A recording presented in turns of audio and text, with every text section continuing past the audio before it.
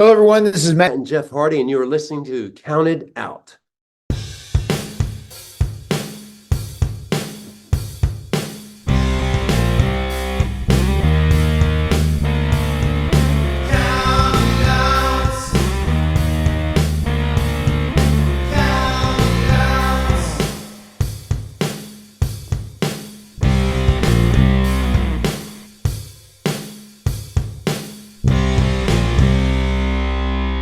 You are listening to Count It Out with Mike and Tyler.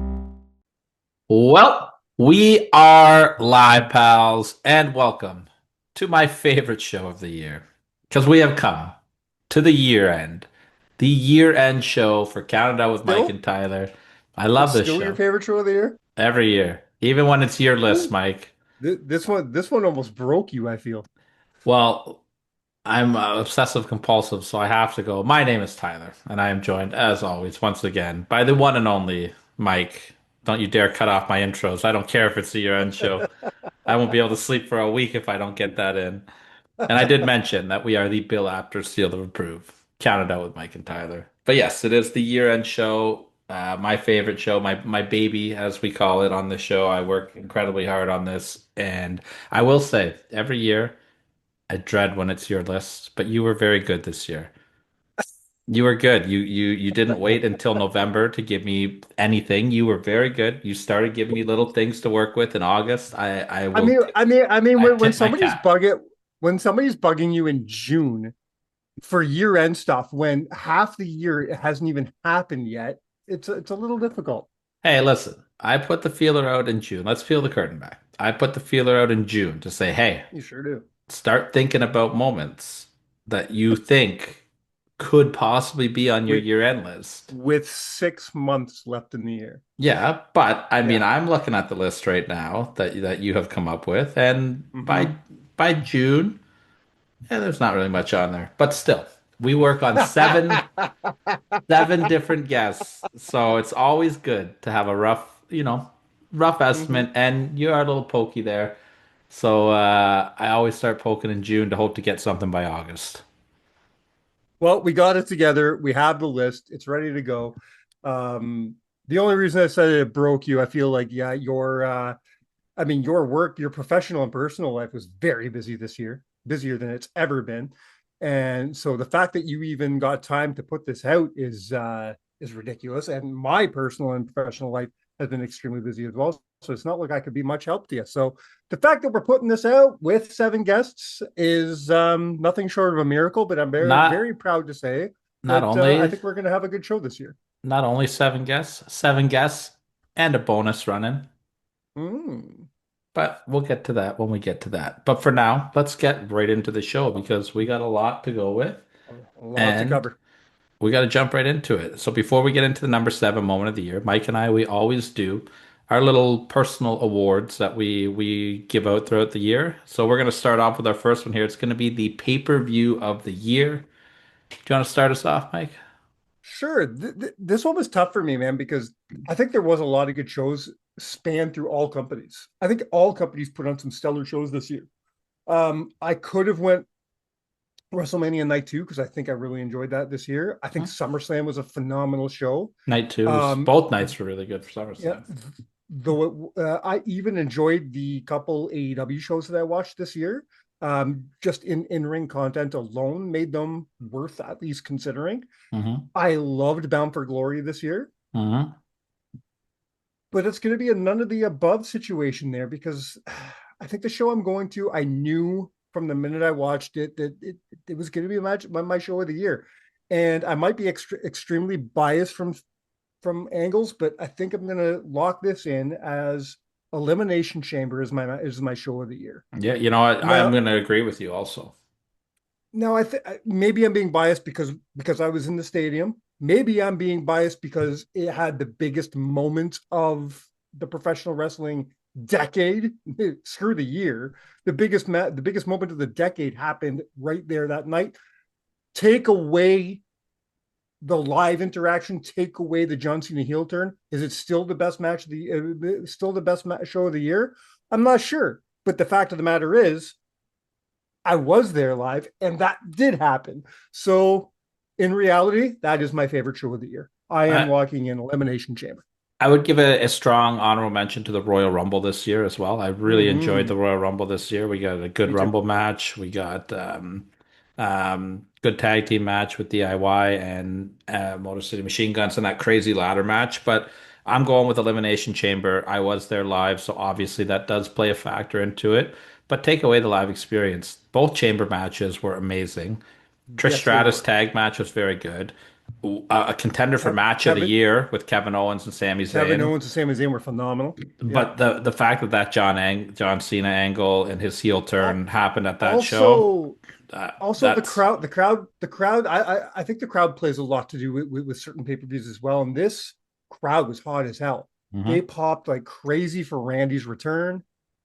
They were hot as hell for the heel turn. They were up in arms for most of the matches. It made for a great show. Well, we're off to a very unique start here. We both are agreeing with ourselves. Let's see how long this lasts. Yeah, I don't see that last no show. But without further ado, we're going to get to the number 7 moment of the year. Would you like to reveal it or would you like me to do it?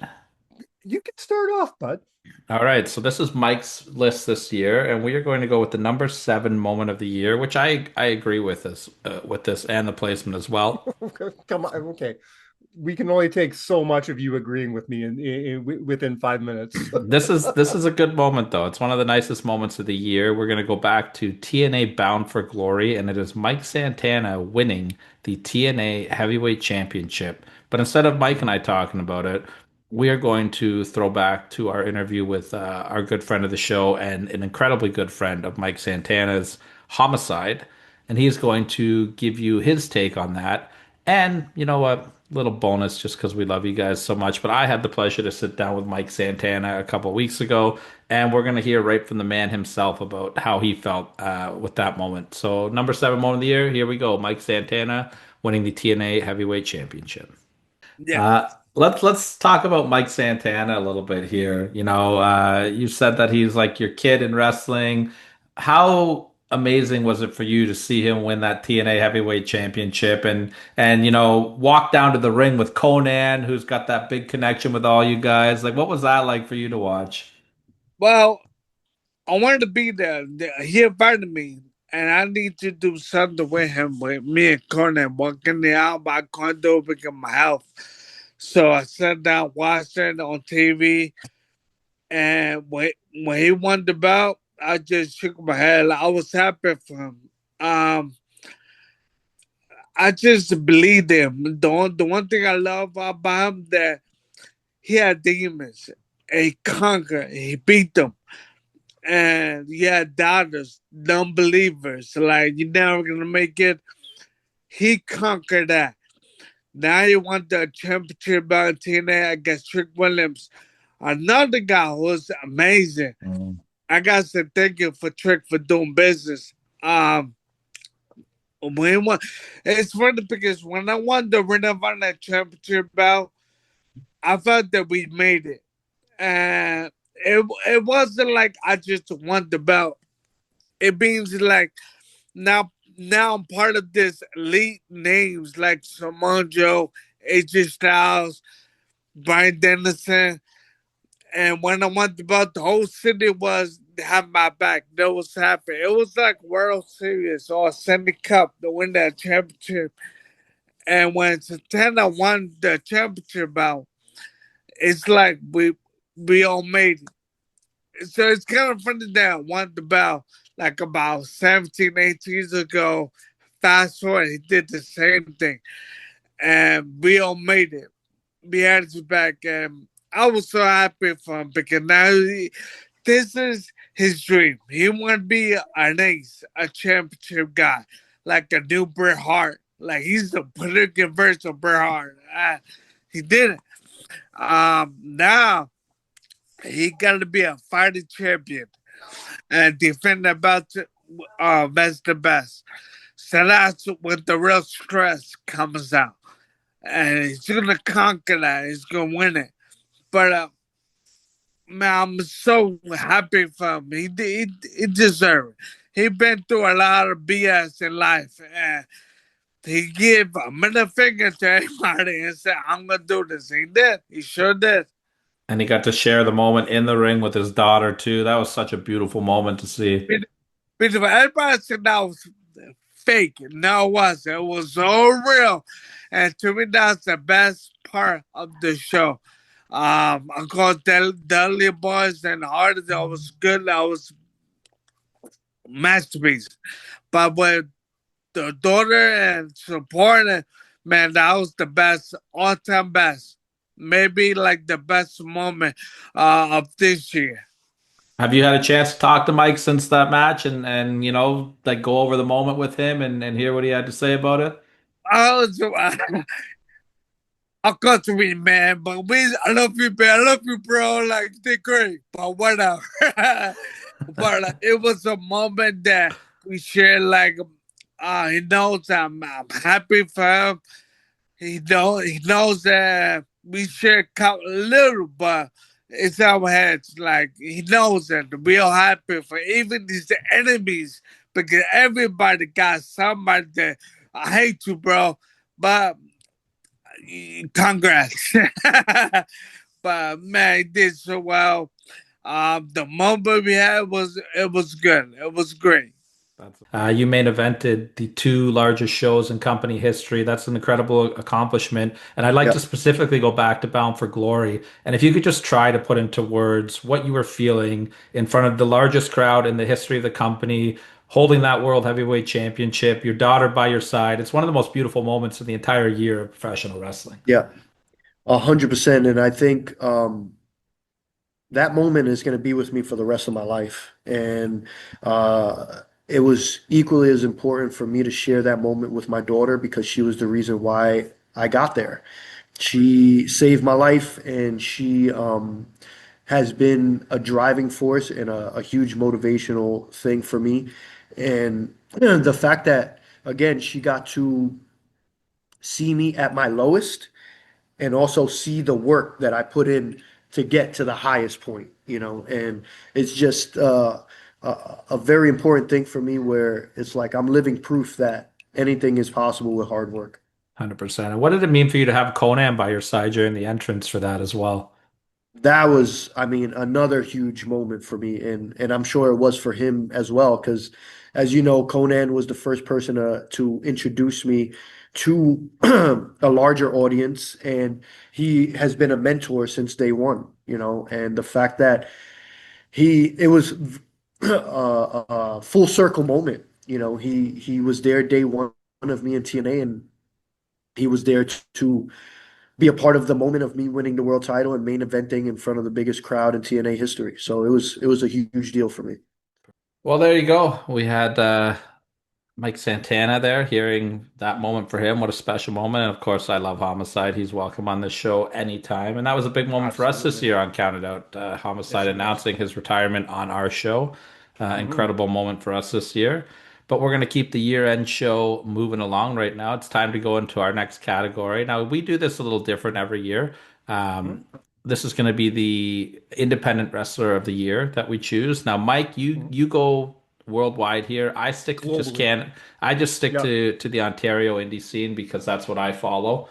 And You're getting smaller. Last year was all Canadians. Now it's just Ontario. yeah, well, I didn't have a lot of free. I Next didn't have week, a lot of next free week, time this year. next year it'll just be Barry wrestling. Pretty much. I mean, that's where I base most of my the stuff on, the anyways. the year after that, anybody who's been in my living room. Yes, that's It correct. just keeps getting smaller and smaller. Do you want to start this one off, Mike? I would love to. Though I will say this is out of all the awards we're giving out this week or this year, I think this was my toughest. We've talked about this 1,000 times on the show. The indie scene is stronger than ever right now. The indie scene, forget Ontario, the indie scene globally is nuts. It's just nuts right now. But I'm going to take a page of your book, and I am going to go local. I am going to stick to Canada. I'm going to do a guy that we had the pleasure of doing a lot of work with this year. And I think because his work fits my category because his work was global.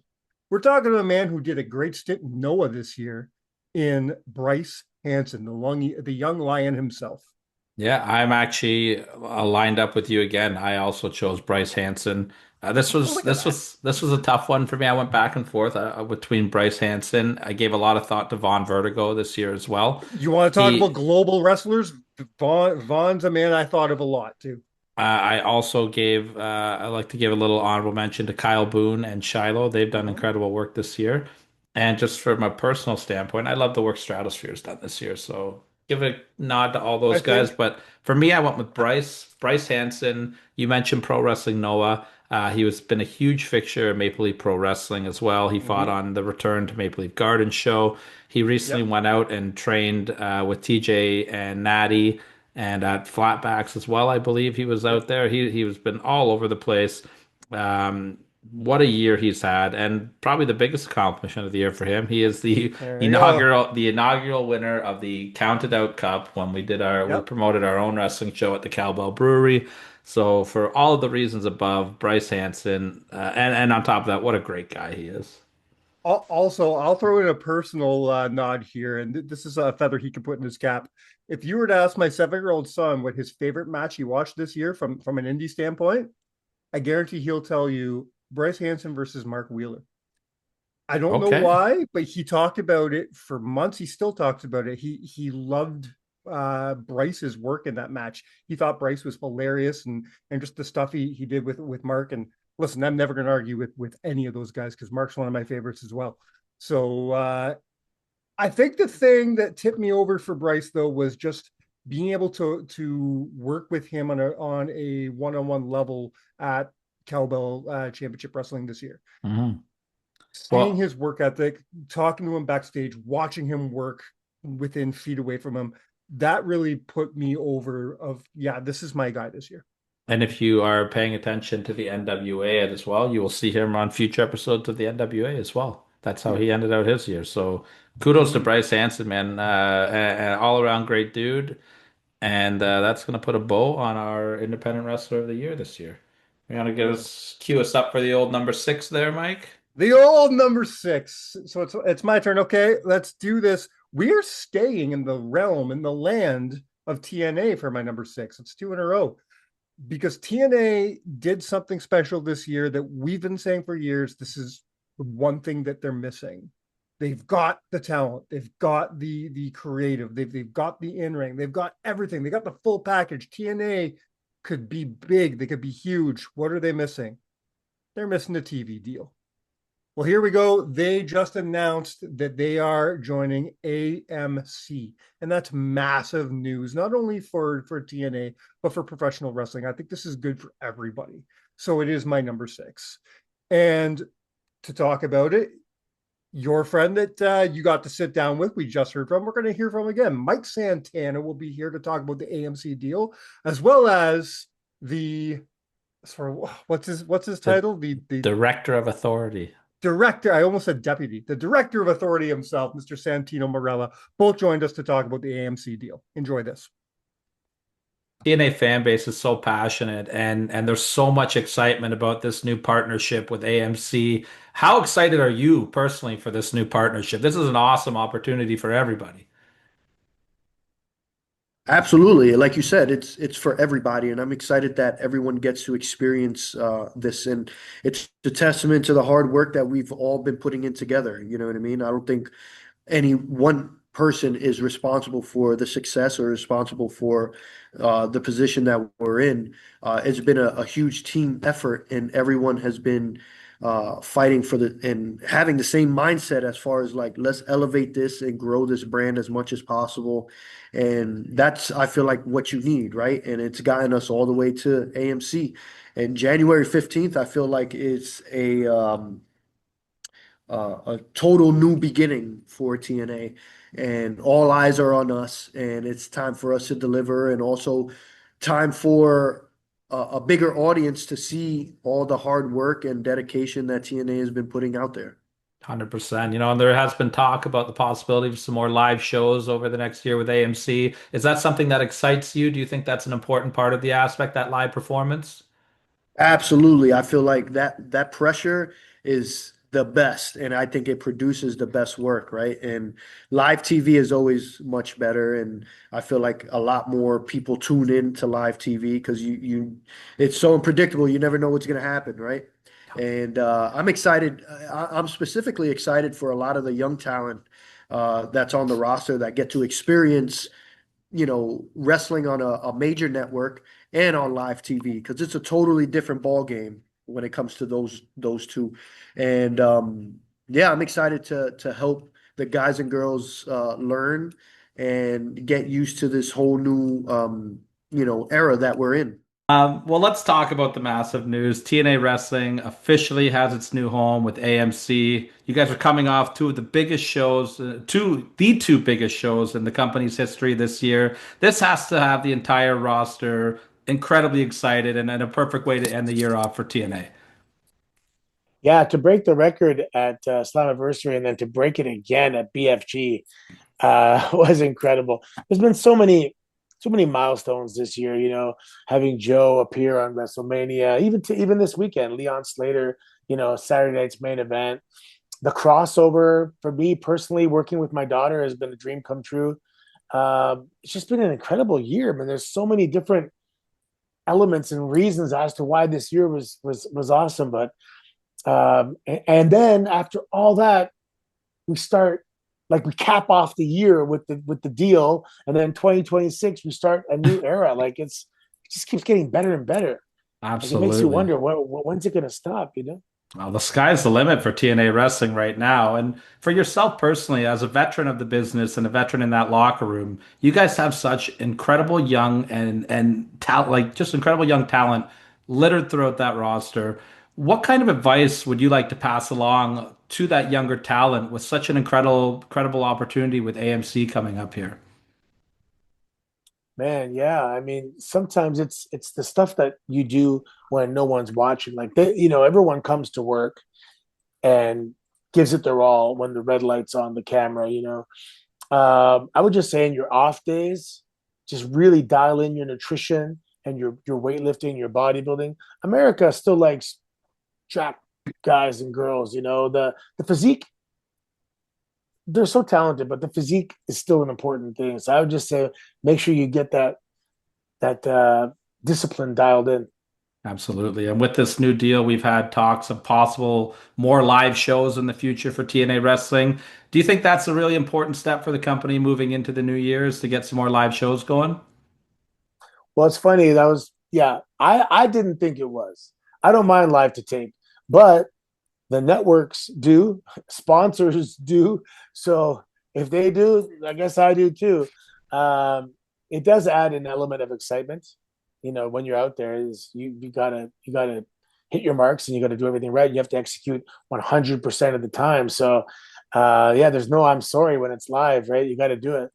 But these guys also thrive under pressure. So that's just, I always say it's excitement. It's not like fear or anything. Yeah.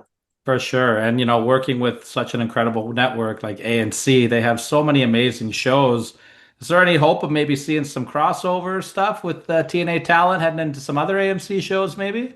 Oh my God, I hope so. I hope so. So when I left 2014, I had my neck surgery, but I was already, I'm a business owner, so I was kind of stuck running my business. But I've always wanted to do more TV and movies and stuff like that. So I really hope we can do some stuff, or even a spin-off show. Like I always wanted to do. It's our truth. That's WWE, but I always wanted to do like a police, like two detectives, So who knows? Maybe we can do that with two charismatic superstars from TNA. We can have our own spin-off detective show. You never know. There you go. And maybe AMC will open up their Rolodex, and possibly you could get Negan to lend you his signature bat to help keep those NXT talent at bay.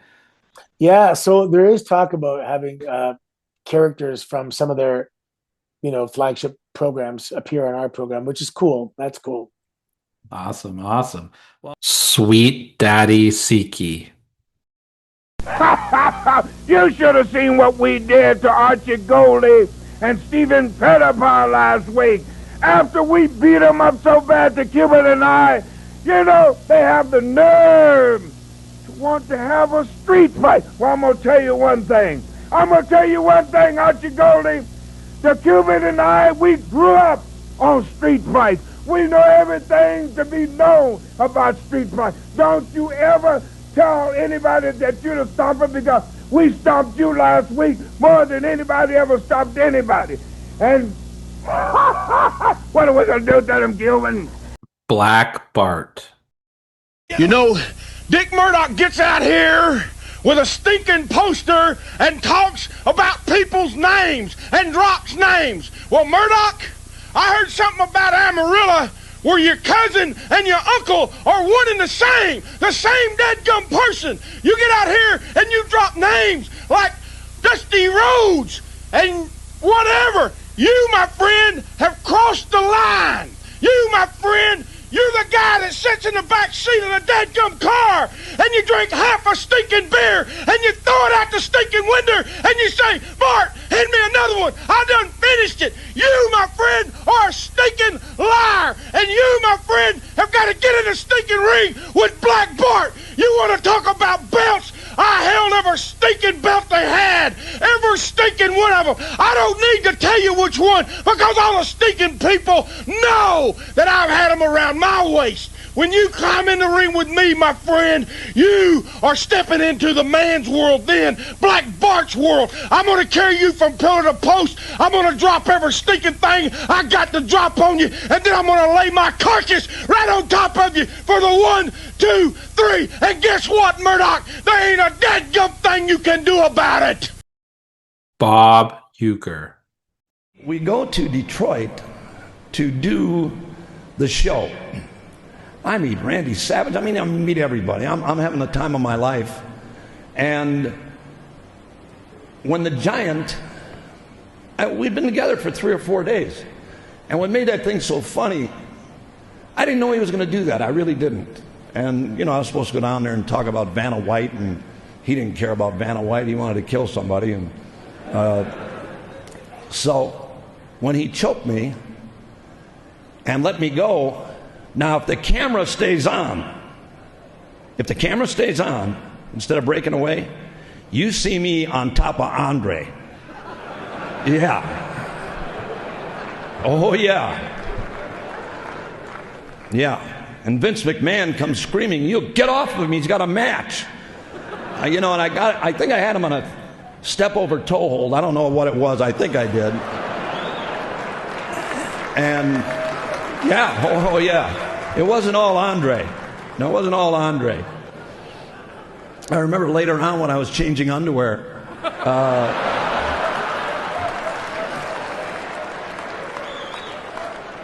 I ain't letting that guy get away with that, Colonel De Beers. Today, we're going to talk about respect. Respect for whom, you may say. Respect for Colonel De Beers. Respect for South Africa. It seems to me that more attention was given to that terrorist, Nelson Mandela, than was ever given F.W. de Klerk. Well, there's a man today that's going to learn about respect. There's a man that today, on the Sports Channel, is going to learn the wrath of the South African. That's you, Billy Jerk Haynes. That's you that's going to feel the wrath of the Colonel because the American people did not accord my Prime Minister his right to do what he felt was right for the South African people. Billy Jerk, you may be the commander of the little people, but this is a big man's army. Bill Mercer.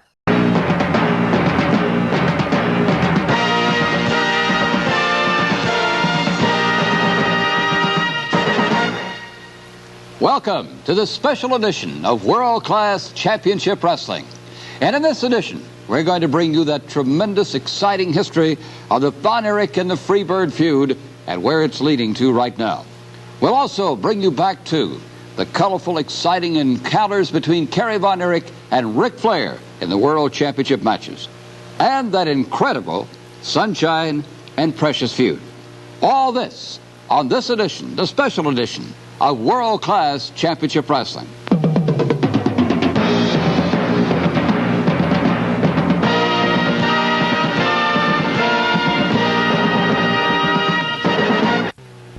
Steve Mongo McMichael. Hello, Texas! Mongo's home! The eyes of Texas are upon him. Yes, sir. University of Texas. That is one thing I do have to say. I gotta hand it to that pumped up Englishman. Mongo kind of dissed him last week and underestimated him. But we gotta say it here in Texas, don't we? Fool me once, shame on you. Fool me twice, shame on me. And I'm here to guarantee you, all you people, all my brother Texans, and him, that ain't gonna happen again. Cause I'm just 90 miles up the road, and this is Mongo's backyard, baby. This ain't some frozen little outpost up in Indiana. This is San Antonio, by God, Texas. The native of Austin, Texas. So, Bulldog, get your keister down here. Mongo's ready to go, a whooping and a stomping. Sabu. Well, ladies and gentlemen, the wrestling world lost a trailblazer over the weekend. Legendary ECW superstar Sabu. He was a hardcore extraordinaire, and he passed away at the age of 60. A two-time ECW world champion who had a legendary rivalry with a friend of mine named Taz. I was incredibly lucky to grow up during the era of ECW. Obviously, we all had our own trampoline wrestling associations around the country, and we all followed the way of the ECW superstars. And what Sabu did every time he performed was put his life on the line for everybody's entertainment. We are forever grateful for his service to this industry. We all remember Sabu tonight. Send our condolences to his family and friends.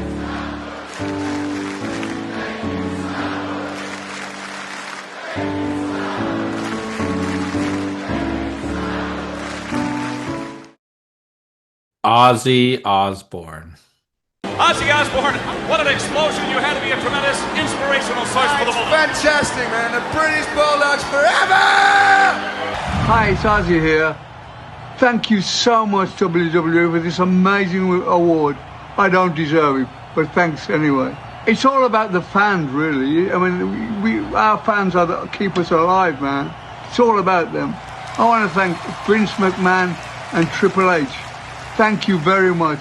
God bless you. The immortal Hulk Hogan. All right, over the last couple of months, it has been very difficult for me to introduce this man without using World Wrestling Federation champion Hulk Hogan here at WrestleMania 4 this afternoon. You've got the opportunity to change that. Oh, yeah, it's been hard to live with, man. Fee, fi, fo, fum, Andre. One long year, and your time has come, man. No marks, no scars, no blemishes on the Hulkster, brother. But inside, man, I've been scarred for one long year. Everywhere I go, man, all the little Hulksters ask me, is there any truth to the fact that there was a controversial count? Hulkster, did you really get him over your head? Did you really beat the Giants? Well, today, man, in WrestleMania 4, we're going to wipe all that controversy out. Andre the Giant, in the second round, when you're fresh as a daisy, with the whole world watching, I'm going to prove, brother, that I can beat you anywhere, anytime. And all my Hulkamaniacs, they're going to feel it too. Speaking of the Hulkamaniacs, Hulk Hogan, we have seen him here at Atlantic City, and I know millions others are watching very intently all around the world. But if you looked in their eyes, man, have you seen the fear in all those little Hulksters? They realize that when I get Andre the Giant cinched up in the launch position, when I slam him through the Trump Plaza, brother, from New York down to Tampa, Florida, the fault line is going to break off. And as Andre the Giant falls into the ocean, as my next two opponents fall to the ocean floor and I pin them, so will Donald Trump and all the Hulkamaniacs. But as Donald Trump hangs onto the top of the Trump Plaza with his family under his other arm, as they sink to the bottom of the sea, thank God Donald Trump's a Hulkamaniac. He'll know enough to let go of his materialistic possessions, hang on to the wife and kids, dog paddle with his life all the way to safety. But Donald, if something happens, you run out of gas, and all those little Hulkamaniacs run out of gas, just hang on to the largest back in the world, and I'll dog paddle us, backstroke all of us to safety. Oh, and thank you, Hulk Hogan. Let's get back to action. Mo from Men on a Mission. His name is Mo. Mo's in the ring and he wants you to know. Mo, yeah, ready to slam. Do it like this, he goes wham bam. All around the ring, beat drop kicking. He's like a bomb that's tock ticking. Do it like this, don't you all know? Step up to my main man, Mo. Yes, sir, man. Men on a mission. What's our name? Men on a mission. Bob Caudle. Most of you fans are aware that the American Dream Dusty Rhodes has the services of Baby Doll, Tully Blanchard's Perfect 10 for 30 days. Well, recently he took Baby Doll up to the ranch of Nelson Royal, former Junior World's heavyweight champion. You know, Dusty's been trying, and he's telling us that he's trying to make a lady out of Baby Doll and that he's doing his dead level best with her. Well, we want all of you fans to see some of the things that happened and what took place up at the ranch. So right now, here is Baby Doll at the ranch as Dusty Rhodes took her up. Mr. Electricity, Steve Regal.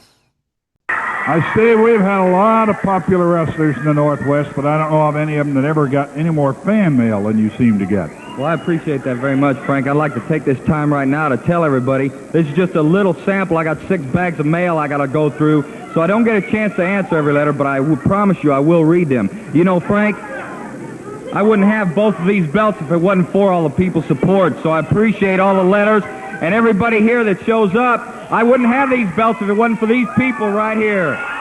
Good people. You know, Buddy Rose is pulling something here. He's got this Japanese fellow in here, this Oriental guy with the chops. He's got his hands all taped up. Mike Masters, he looks big and mean and strong. I'm going to have my work cut out for me because those two people are going to be after one thing. They're going to have to be either after the tag team belt or the heavyweight belt. One more thing. Stan Stasiak. You know, everywhere I go, he's been a thorn in my side. Buddy Rose's sidekick, his protege. You know, Frank, I want to start a campaign. I want something done about that tape on his hand. I think he put something in it, and I think if we can get the commission and everybody get behind us, we can have that search. I want to start a campaign starting tonight. I want to know what's in that hand. A man cannot have a hand injury that long, Frank. I don't believe it, and I want something done about it.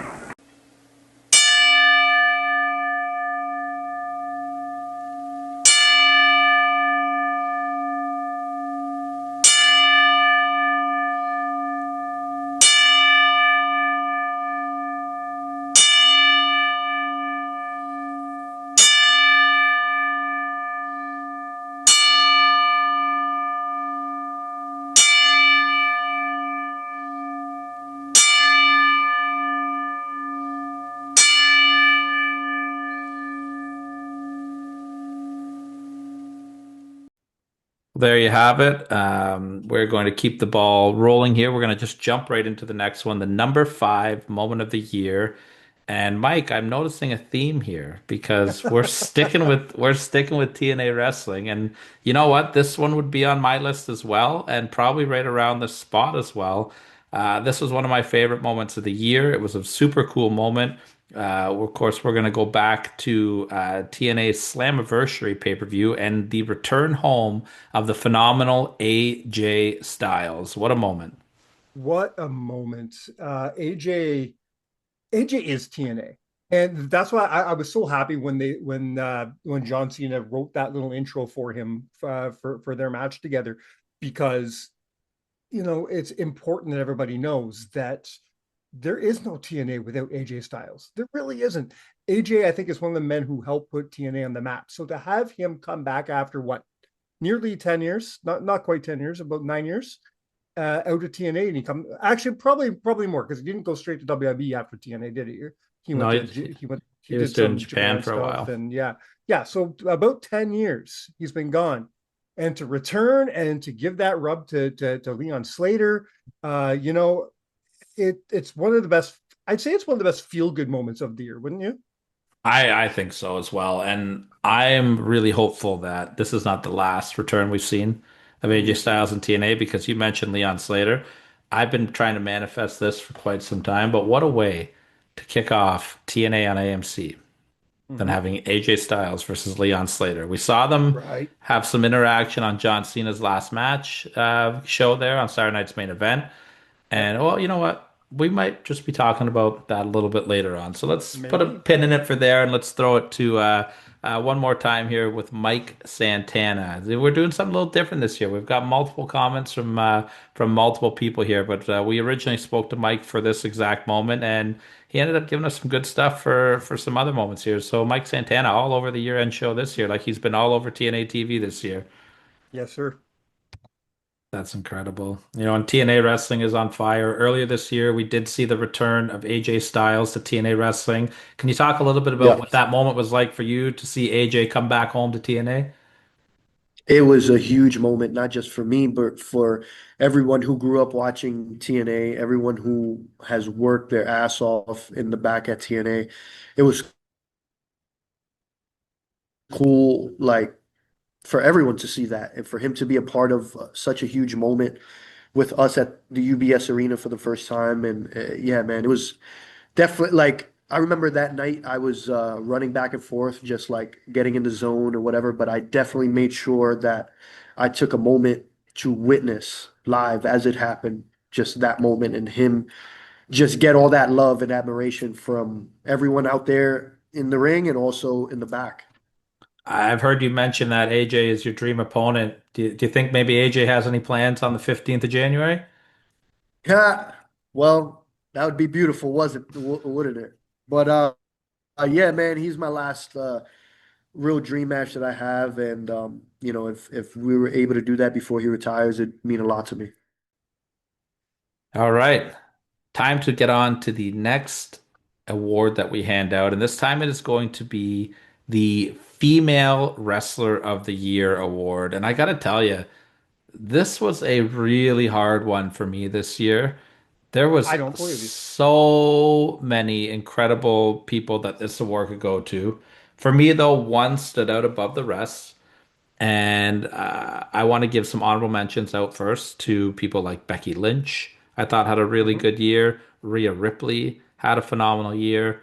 A person that probably would have won this award had she not gotten pregnant, Naomi, had a phenomenal year. You always have to talk about Toni Storm because she's incredible.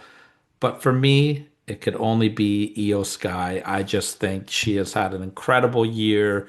She's been highly entertaining, and she just stood out above the rest for me this year. I'm going with Io Sky. All right. I have a little thing I prepared here. This is called Reasons Why Tyler is Wrong. Oh. Well, we finally have a disagreement. We definitely have a disagreement. I feel very, very, very strongly that there is nobody better for this selection than Stephanie Becker. Okay, fair. And I'm going to list off some reasons why. Number one, she's the most winningest wrestler in the WWE this year. Not female wrestler. She has 42 W's in her belt this year. This woman started her year in TNA. She only came to the company late last year. Yeah, she had a cup of coffee in AEW before she got over here as well. Right. And then she comes over to TNA at the end of the year last year, starts her year in NXT, becomes North American champion, then becomes women's champion, becoming the very first ever women's double champion in NXT history. She moves over to the main roster by March, I think. I'm not too sure the timeline. Yeah. Wins the Evolution Battle Royal, moves on to beat your choice, Io Sky, for the women's title, becoming incredible the first incredible match, becoming the first ever South American woman to ever win a title in WWE, and then becomes the Crown Jewel champion. I don't see that kind of success. Like, she's number one, the biggest breakout star in WWE right now. Yeah, Number two, she is we don't do, this is not one of our awards, so I can say this. If you were talking about breakout stars in wrestling right now, it'd be a tie between Kyle Fletcher and Stephanie Becker. And Leon Slater. And Leon Slater. I think I'm giving the edge to Stephanie. I really do. I think she is going to be a massive star. Listen, I know, bro, she doesn't speak English, bro, so she shouldn't have a title, bro. But she is an amazing star, and she will be um, talked about for years to come. This is only her first year. This is Yeah. only her first year. And look But what she's done. Look but what she's done. She did does more than anybody this year. but you know what she doesn't do? She doesn't take her two fingers and go woo and point at her head like Io Sky does. So I win. I So I win until she Hey, can listen, start. well, one thing I'll give to Io Sky, she has nobody will look at trash cans anymore and not think of Io Sky. When you Mhm. can market, they could start selling trash cans. I'm surprised they haven't already. They could start selling trash cans with her logo on it at the merch shop, and people would buy them. The chemistry That she that's has with Rhea Ripley is the incredible. stuff she's doing with Rhea is amazing. Also, give a shout out this year to the Kabuki Warriors because they've done amazing work. A great year for women's wrestling this year. This whole story, by the way, has been one of my favorite stories in WWE all year long. Mhm. This Rhea Kabuki Warriors, the whole deal, Io Sky, moving over and being with Rhea. I love everything about this. Everything about it. And then throw in Charlotte and Alexa. The Yeah. whole thing is amazing. Yeah. Well, something else that was amazing was your number 4 moment of the year this year, Mike, and I'm excited for this one. Yes, sir. I don't know. You haven't told me if this one would actually make your list or not, but as a Canadian and as somebody who grew up watching the Attitude Era, this one was very special to me. I know you don't agree with this, but my personal opinion is that Edge and Christian is one of the greatest tag teams in wrestling history. Mhm. To see them reform and do what they did with FTR and everything this year, I need reasons to watch AEW. Well, they were my reason to watch AEW this year. They were my reason to turn on that program because I will never not watch those two get together. For anybody that was not able to see any of this, there's a fantastic playlist that AEW has put out on their YouTube page, and it's every moment of the Edge and Christian reunion in full, including matches. They did their reunion match against Kip Sabian and Luchasaurus, who I just watched his season of Big Brother, by the way. He's kind of a weird guy, that Luchasaurus. He's kind of a creeper. But Luchasaurus is on Big Brother? he was on Big Brother, yeah. Really? Yeah. It was like Celebrity Big Brother? No, it was before he was like it was really cringy because he had just been released by NXT, and I guess they were doing this like Judas Devlin character with him, but he kept trying to like work Judas into the show and like work a little bit, and it just like it didn't like he'd be like Judas is here today, and he was like trying to be like a split personality. It was really awkward. He finished in fifth place though. Weird. He finished in fifth place, did a good job, but weird guy. But yes, Edge and Christian, and we are going to be joined by this one by the only person that we ever have reoccurring every year on the year-end show. He's the exception to the rule. For the third year returning, one of my favorite people on the planet from post wrestling, we have the one and only Ting going to join us to talk about Edge and Christian's reunion. And in 2 weeks, I'm going to release the full conversation that I had with Ting. We went for just over half an hour. So here's a little teaser for that. And then we are going to come back, and that's going to be it for show 1. And I am joined today by one of my favorite people to talk to every year. You can listen to him and John Pollock and many others at Post Wrestling, one of my personal favorites, Ting. Welcome back. Thank you so much. Always happy to be back. I mean, apparently, due to tremendous demand. Okay, so that one person out there who messaged the boys at Canada out about wanting a repeat Ting appearance. Well, thank you very much for that. Well, this is it. Third time's the charm, I believe. We've had you on in the past. Always good to have you on the year-end show. And I guess let's just kind of dive right into the first topic I want to talk about, and that would be the reunion that we saw this year in AEW of Adam Copeland, formerly known as Edge, and Christian Cage. Let's get your overall vibes just on seeing them back together. I know with both of us being in Toronto, that was a little probably a little more special for us over on this side. But how happy were you to see that reunion finally take place after so many years? Um, I would say like relatively happy about it. Yeah. I mean, I feel like it's something that, was to be expected the moment Adam Copeland made his debut into the company. The only question would be like how long it would take. And like by this point, I feel like enough time has kind of passed where like maybe I don't know, like he's done enough as a singles. Certainly, I don't know how many people would have expected this sort of resurgence of Christian Cage in AEW as a totally rebranded, arguably like the best version of him as a heel that I personally I think I've seen. I might consider this to be like the favorite character I've seen from Christian, to be quite honest. And so I think the big question would have been how they would have reunited Edge and Christian with Christian doing such great work as this new father figure type of heel. Well, and And I thought they did it well. yeah, so do I, because they didn't change Christian, which I No. loved, and they really embraced that with the, well, you're an asshole, but you're my asshole. I thought that was so fun, and it was really great to see like that Toronto crowd when they had that match with FTR. As soon as Christian walked out, the whole arena was chanting, "He's our asshole," and I love Mhm. that. I couldn't agree with you more. This is the best work that Christian has done, and that's saying a lot because he's got such a tremendous body of work as well. But you can just tell he's having so much fun with this character in AEW.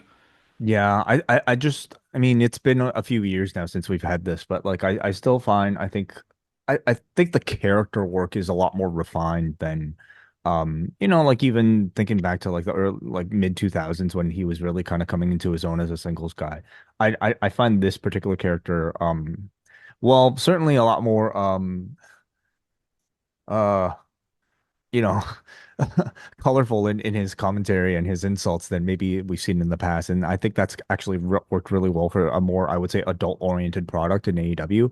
But let's not like lose sight of the fact that I think Adam Copeland has been doing really well on this entire comeback. But in AEW, I think well, he's taken a lot of risk and he's kind of paid for it in some respects, via injury. But I think he continues to really challenge himself. I would suggest like the biggest drawback though to maybe this current run are the sporadic appearances that we've Yeah. been seeing from him. That's really kind of killed the momentum. It feels like every time he comes back, builds up to a big thing, and then there's some big injury angle again, and where you don't hear from him. Last time we heard from him was what, like September after this Yeah. match, right? Beth Phoenix Yeah. attacked and all that. So I mean, I know he's on a limited schedule anyway. I know he's been injured a little bit throughout that period, but I mean, largely, I'm sure he's got other commitments and life to live, but it's just kind of killed the momentum, I would say, a little bit. Yeah, I would agree with that. I think I'm not 100% sure on this, but I think he's out doing some type of a movie role right now. And the timing just feels really poor on this one because they did that big angle, like you said, with Beth Phoenix, right? And they laid her out with the spike pile driver. And it was just kind of weird how they threw it away in a backstage segment where he was just kind of like, I'm leaving, I'm out of here. Like you would think that maybe he would be out for blood here. Like you just, destroyed my wife. Like I want vengeance. So I agree. I think that was a little let the wind out of the sails a little bit after that tremendous match that they had. I want to see more of it. Yeah, likewise. I mean, again, when you're making these absences multiple times a year, you kind of have to be a little bit more creative with reasons for why somebody's going. And, they wanted to build a big heat angle, obviously, just to get back to Ed and Christian versus FTR. And they tried, but it is very apparent that, this is not his only priority in life, wrestling. And of course that's fine. It just it leaves a bit more of a dissatisfying taste for at least a story. But in the meantime, I think they've done a great job with FTR. I would be a little more worried about it if it wasn't, Adam Copeland, Christian, and FTR because they are also talented enough that even though no one's really thinking about it anymore, when they do decide to revisit this, I think they're going to be able to pick right up and generate that interest again. But it's definitely a lost momentum for sure right now. Like in the meantime, I mean, we haven't seen Christian either. Yeah. Copeland's absence has also meant Christian's absence, and I just when you're telling me that Cope and Cage are reuniting AEW, where like the tag division really thrives, there's so many dream matches I would have just loved to have been able to see, and maybe we'll still get that. But these guys aren't really getting younger, and I just kind of wish they could get some of these big matches built already. Well, you mentioned dream matches. What would you like to see for the future with CNC as they're calling themselves now, Cope and Christian?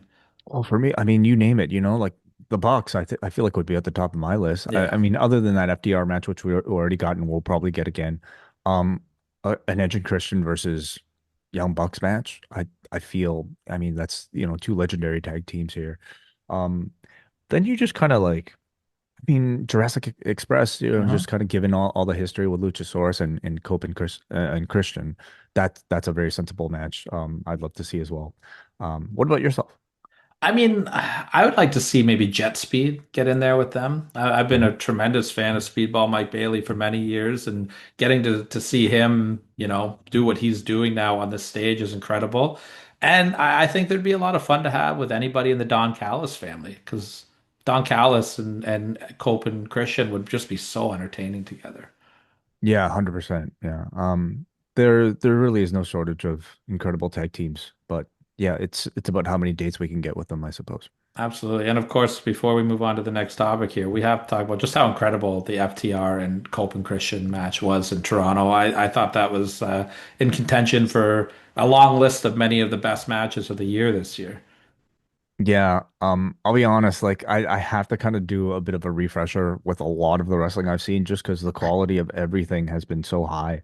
And it's really hard for me to keep track in my mind of like all the big ones. But that probably like I remember that being a very satisfying match. But on an AEW show to be the match of the night, it's a very tall task. 100%. But I do remember it being a very satisfying one.